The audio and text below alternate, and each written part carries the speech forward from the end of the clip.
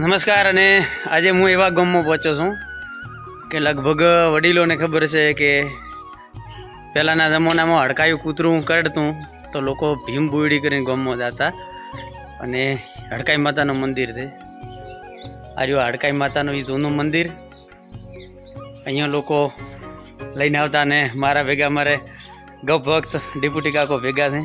Deputy કા આપણે આ જૂનું પહેલાં ડોહા પુરાણું મંદિર છે, ભીમબોયડી ગામનું નામ છે અને હડકાઈ માતાનું મંદિર છે અને ઘણા પણ માણસો આવે છે. અને પહેલા કૂતરું કોઈને કેળતો તો આવતા હું તો પહેલા આવતા ડોહો વન છે કે આવતો. હવે એને હાલે માતાજીના મંદિરે ખૂબ માણસો આવે છે વાર તહેવારે. એ મંદિરની જોડે એક અહીંયા પૌરાણિક નાનું એવું મંદિર છે અને બધું તો અહીંયા જોવો પણ હું તમને એક ઘટાદાર લીમડાના વૃક્ષો છે બતાવવા જોવા કેટલો બધો મજબૂત છે. થડ એનો મજબૂત છે ને, બહુ થડ મજબૂત છે. અને બીજો એક લેબડો બતાવો અને અહીંયા કંઈક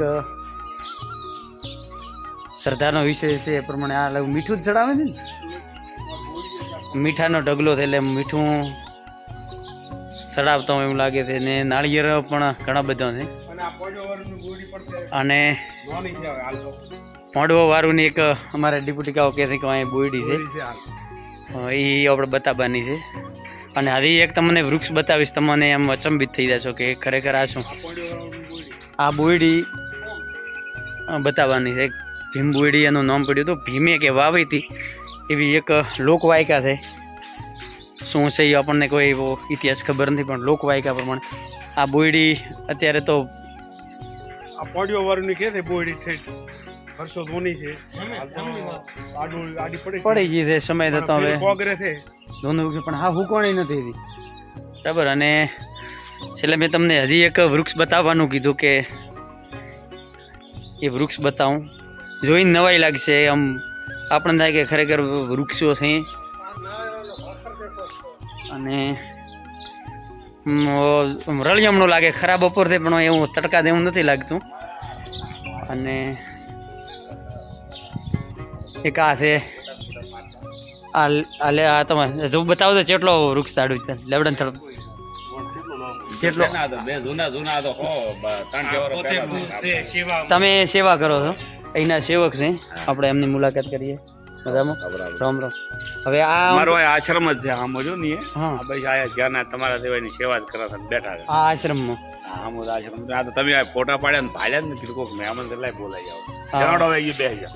આ જો આ લેબડાનું વૃક્ષ જુઓ. આ વાત લગભગ 500 વર્ષ પહેલાનું છે. આ જો અહીંના જે પૂજારી થી કે 500 વર્ષ જૂનો લેબડો. બે જૂના લેબડા. આ તો અમારા દાદા કેટલાય હતા યાર. તો ઘણો તો બે જાડા હતા. પહેલું જૂનું મંદિર ઈ રહ્યું હતું, ખાલી માટીનું બનાવેલું હતું. બરાબર બરાબર. તો ઘણા વર્ષોનું. અને આ જો ઉપર જો આપણે લેબડાનું થળિયું નેસો તો કોઈ માપ જ નથી, એટલો જાડું છે. પણ ઉપર પણ એટલો ઘટાદાર લેબડો છે. અને હવે આપણે આશ્રમ જોવા જવો છે. કઈ બાજુ છે આગળ થઈ જાવ. અને બીજો કે આ કુદરતી અજાય બીજો એ અહીં જુઓ તમે, આ લીબડો છે ને પણ તમે ઉપર જુઓ, ઉપર પેપળો થઈ ગયો છે. આમાં ચારે બાજુ બતાવું કે આ લેબડો જ છે, થડ લેબડાનું જ છે. આ લેબડો ને આટલેથી જોઈ લો, અહીંયાથી પેપળો છે. હું વાવડો આખો તમને. અને એનો થડ નથી, એનો થડ નથી, નીચે લીમડો છે. કુદરતી જે અમુક કુદરતની કમાલ જે જોયા જેવી છે.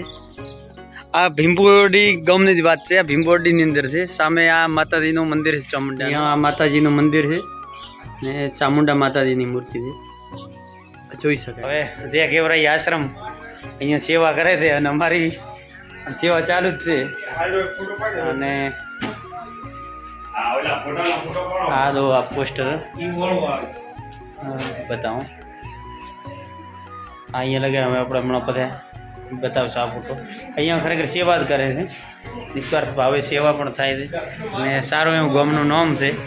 ને કોઈ આ બાજુ આવો તો દર્શન કર્યા દેવું છે એટલે જોઈ આવતો ક્યારે.